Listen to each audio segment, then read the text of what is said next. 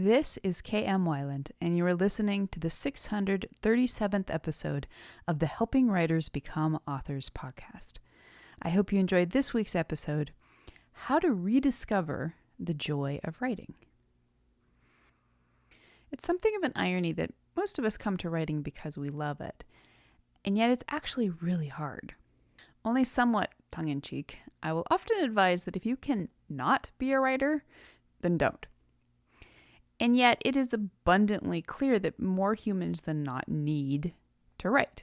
And my more truthful advice is everyone should write. But what happens when you lose the joy? Is there a way you can learn how to rediscover the joy of writing you experienced way back in the beginning of your journey? So here's the thing. We may initially come to writing because it brings us joy, but I tend to think we keep writing as a search for joy. Whether we're writing purely for entertainment and escape, or as an attempt to explore and make sense of the human experience, writing is one of our most powerful tools for healing, growth, and transformation. This means that by its very nature, writing is a journey of change. If we start the scene with joy, we can know we will eventually arc into disillusionment, frustration, and perhaps even sorrow. But if we keep writing, we can also be assured we will arc back into joy. Over the last few years, I have been sharing the occasional episode from behind the scenes of some bumpy moments in my own writing life. I have arced through all of the previously mentioned emotions, all the way down into the despair that perhaps writing was done with me and I was done with it. But I stayed with it and am quite happy to report that yes, I learned how to rediscover the joy of writing. Recently, I received several emails on this subject asking that I comment on the need to learn how to rediscover the joy of writing and to offer any insights from my own journey down this road. One email was from longtime reader Joseph Murboth, who eloquently expressed a disillusionment with writing that I think many writers experience at one point or another, and he graciously allowed me to share his words. He writes, "This is perhaps too specific a question or too personal to my life, but I also know that you believe writing reflects life and vice versa, so maybe the answer lies somewhere in between. For the past 7 years, I've relentlessly pursued writing, but now I'm questioning everything. Do I want to be a writer, or do I just want the freedom to create at will and not work a normal job? Do I love storytelling, or am I just geeking out about the mechanics? Am I creating from a sense of joy or duty? One problem is that I never had an infatuation period. I was a latecomer to the party, relatively speaking, so there are no early memories of terrible novel attempts to look back on fondly. My love comes from reading, and somewhere along the way I realized I didn't want to just consume anymore. And this led me to studying the craft, which was thrilling at first as I uncovered a complex world of symbolism and rules and rule breaking. But it has also served to disenchant my reading. I'm no longer in awe when I read a good book. I'm either self-satisfied because I know how it works, or I'm lost in analysis. If I'm being honest, each day of writing is a chore. That's to be expected at first, but it seems like a bad sign 7 years on. I think I've also lost sight of my ambitions. I used to write with a desire to change lives, to be an inspiration and bring hope. Ah, the naivety. I've grown cynical in the last few years, something you might relate to, and that calls into question why I'm doing this at all. Is it possible to rediscover the joy? How do you put your heart into it when you're writing out of obedience to your schedule, your self-expectations, or your flimsy sense of purpose? If you can't identify with any of this, feel free to ignore my email. I just thought there was a chance you'd worked through some of the same questions yourself. Sorry to be a downer. Your blog posts have had a new vitality lately, so I'm hoping that means you're moving onward and upward. So first of all, many thanks to Joseph for allowing me to share that. And today, I want to share a few of my thoughts on the topic of learning how to rediscover the joy of writing. Now, I can't speak to a universal experience for all writers, but I can speak to my own experience in hope it may provide context for others who are struggling through some of the more difficult phases of the journey. The first thing I would emphasize is that the writing life is a journey. It is not a straight line to the horizon. It is not a one-size-fits-all container that holds the same experience for every one of us. In fact, if you're pursuing writing with any degree of honesty and integrity, it is sure to be a highly personalized, often challenging, sometimes volatile quest into the unexplored regions of yourself and human consciousness. And this is true not just in regards to what you write, but also in how you relate to the act of writing, your sense of purpose, and your relationship to discipline. No surprise that one of the most intuitive models through which to view the writing life is story structure. And story structure is nothing if not a map to the full panoply of human emotions. Sometimes there's joy, of course, but there's a lot of suffering too. There's a lot of doubt. There's a dark night of the soul, for crying out loud. My own experience has shown me that, like most aspects of life, writing goes through phases or cycles. Call them acts, if you want. I read somewhere that 3 and 7 year cycles are seen as important in personal transformations and spiritual awakening, and I personally resonate with this. The current phase in which I find myself began 7 years ago, and I now find myself at what certainly seems to be a resolution. Early on in that cycle, I wrote the post, "When Does Writing Get Easier? The 4 Steps to Mastery," in which I talked specifically about the Arab proverb that says, "He that knows not and knows not that he knows not is a fool. Shun him.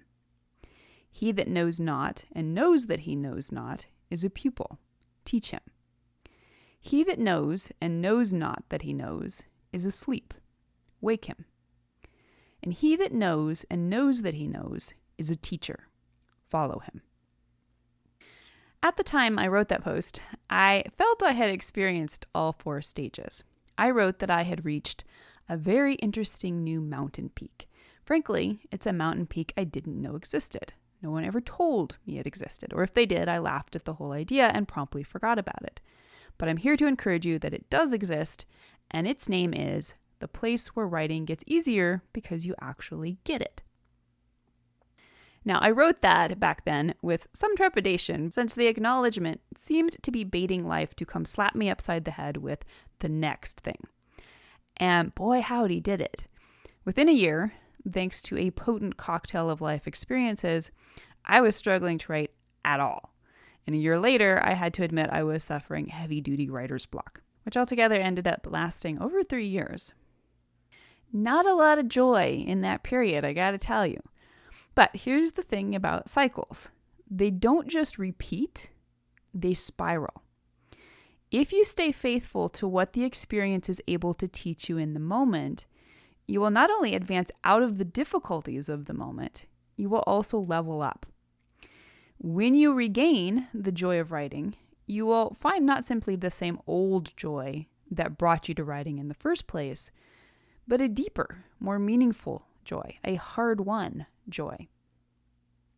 When we are struggling in one of the ebb periods of the writing life, a relatably common thought is, what's the point? If you're not enjoying it, if you're not receiving all the results you're looking for, then why keep doing this? And this is not a rhetorical question. Maybe the truth of your journey is to push through, to keep going, and to spiral up to that new level of the joy of writing. But maybe it's not. Maybe writing has taught you what it's meant to teach you at this point, and it is time for you to listen to a deeper wisdom and journey on to the next phase of your personal journey.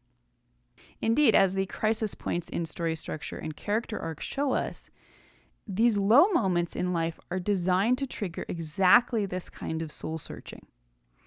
At the end of the day, the question of rediscovering joy isn't really about writing at all.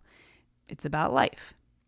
And straight up, writing is not the be-all, end-all of that path for every single person who decides to walk upon it for a time. There's no shame in that. Showing rigorous integrity in being honest about your own reasons and motives for anything is one of the highest callings of being a human. So ask yourself, what's your golden thread? Why did you come to writing in the first place? What has kept you writing all this time? And is it still true? Many of us come to writing in a haze of idealism. We're going to make the world a better place, or maybe just create an awesome lifestyle for ourselves. Idealism is important. I believe in idealism. I identify as an idealist. But ideals by themselves can't light the dark when the going gets tough. Per shadow theory, when idealism is overemphasized, cynicism is likely lurking in the shadow.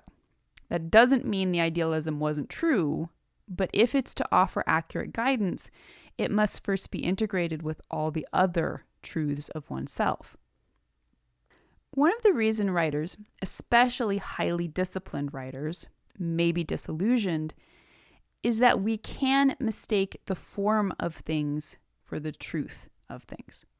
And this can happen when we do all the quote-unquote right things, all the things we would do, were we indeed motivated by true passion, wonder, and joy, only to eventually burn out and discover that we have been, instead, simply running on the motivation of doing it right. Although putting in that level of work and discipline will always pay off in some areas, if those actions are cut off from our true heart, things will eventually feel flat at a certain point. However, just because we are more accustomed to referencing the way to do it versus what my heart says, this does not mean that when we get in touch with our heart, it won't indeed want the writing life after all. But, and here's something I took the long road to learning, it doesn't count until you actually get into the habit of asking your heart and listening to it. And this is a whole journey of its own, one that for many people who run highly disciplined personality patterns often involves the invitation to deep self-work and discovery. The process of identifying your golden thread can often lead you to the realization that many of your reasons and motives for writing may have more to do with identities than desires. And this is most obviously true in that many of us are deeply identified with being a writer. If we were to stop writing, that identity would no longer fit. And that, in itself, can bring up ego resistance from primal places that actually have little or nothing to do with our deepest desires and truths. Beyond the identity of writer, however, we must also examine broader and less obvious identities, such as simply hard worker or intelligent analyzer. Although identities like these often point to personality traits that are incredibly useful and valuable, preserving these identities is not, in itself, a worthy motive. When you wake up one day and realize the only reason you're writing is because you're supposed to, you suddenly comprehend why writing doesn't seem joyful anymore. Another identity to examine is that of published writer. Many people grow frustrated with the writing journey when they are unable to access the levels of results they feel is necessary to justify their efforts. Perhaps they want to be published, perhaps they want to sell a certain number of books, perhaps they want to make a certain amount of money. When it doesn't happen, it feels like a cheat, and cynicism moves in to fill the gap. You have to ask yourself, is this really why I'm writing? And maybe it is. Maybe you are very clear that the reason you're writing is because you want it to be a job and pay for itself. When it fails to do that, your truth may well be that it's time to move on. And by the way, even if you're totally in alignment with moving on, you still have every right to grieve the disappointment and the transition on your way to hopefully celebrating the lessons. If you can acknowledge that material results are not your true motivation for writing, then returning to those deeper reasons over and over again can help you focus even in the darkness. Ultimately, this is a process of reclaiming wonder. It is returning to beginner's mind. When you have reached the Proverbs' fourth stage, in which we know that we know, it is indicative that the cycle is beginning again, and we are in fact once more at the first stage, in which we know not that we know not. After we have spent so much time and effort studying and perfecting our understanding of the techniques and theories of our craft, it is common enough to reach a feeling of burnout. It is worthwhile to celebrate our discipline and our accomplishment and how much we have learned. But when we notice our own self-satisfaction or tendency to overanalyze, that can be turned into a call to return to humility and the recognition that the more we think we know, the less we do.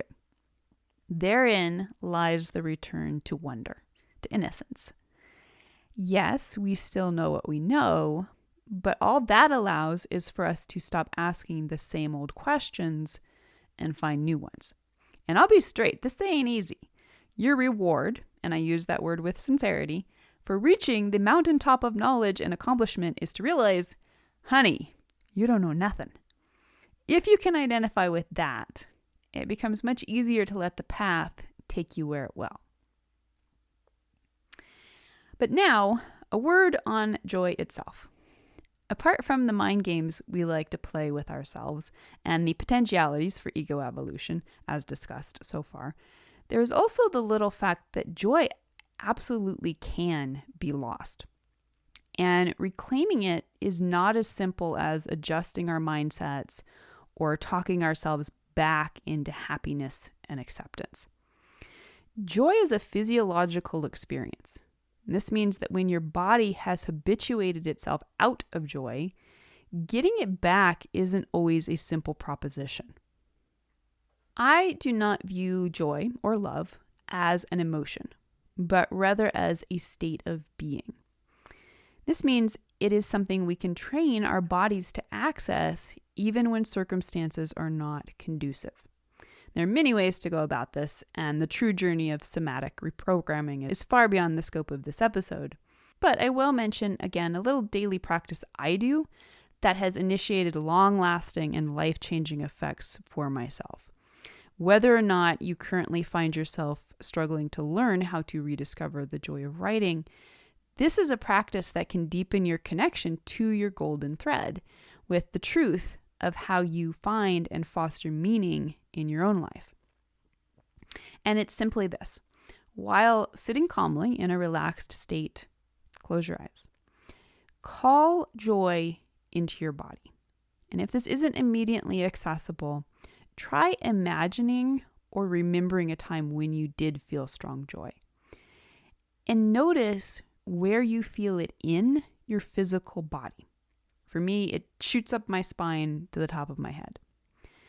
Once you can identify how your body experiences joy, practice accessing this feeling at least once a day.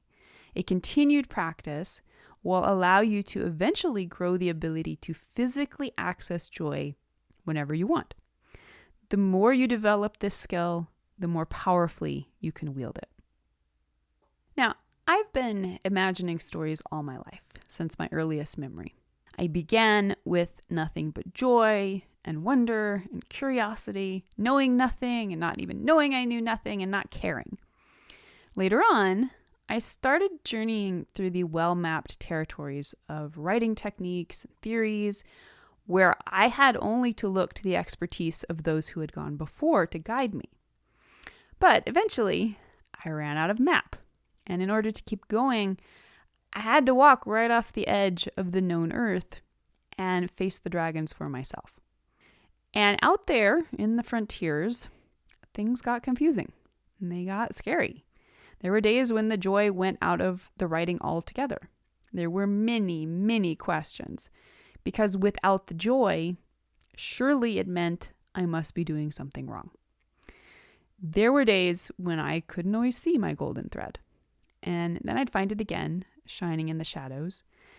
And eventually, in front of me, there was a whole new horizon of light. And now there are days when writing is a slog and days when it is bliss. In other words, back to normal. So, all these years later, if I could go back to the side of my very young self as she was telling herself stories in a treehouse just for fun, would I give her any advice that might make the journey easier? That might ensure she never had to go through all that trouble of losing the joy for a time? Would I tell her not to work so hard, not to burn herself out, and to be so very, very careful never to lose the wonder? No, I don't think I'd tell her any of that. I think the only thing I would whisper in her sweet ear is, the art isn't what you're writing, it's what you're living. The story isn't what's on paper, it's your life. Without doubt, joy is one of the most important experiences of life. But it's not the only one. If you ever feel you've lost the joy of writing for a time, don't think of that as an answer to some cosmic question about whether or not you're destined to be a writer. Rather, I invite you to think of it as a question. What is its absence here to teach you? In my experience, it is only in submitting as a student that we can truly learn how to rediscover the joy of writing. If you'd like to be part of the word player community over on my site and join in the conversation on this subject, be sure to stop by the website at helpingwritersbecomeauthors.com. You can always find a transcript of the most recent podcast and add your voice to the discussion by visiting the first post on the site's homepage. And don't forget that if you're looking for an older post, you can always find those by putting the podcast title in the search field at the top of the right-hand column. If you enjoyed this podcast, you can subscribe on Apple Podcast, Spotify, and Amazon Music, or whatever your favorite podcast platform may be. And if you'd like to do something to support helping writers become authors, it always means a ton if you're able to leave just a quick rating or review on your site of choice. Also, many thanks to those who support my work on Patreon. Your patronage helps make helping writers become authors and its many resources available to writers everywhere. If you're interested in becoming a patron, you can find out more at patreon.com/kmweiland. Thank you so much for listening to the Helping Writers Become Authors podcast, and be sure to check back again next week.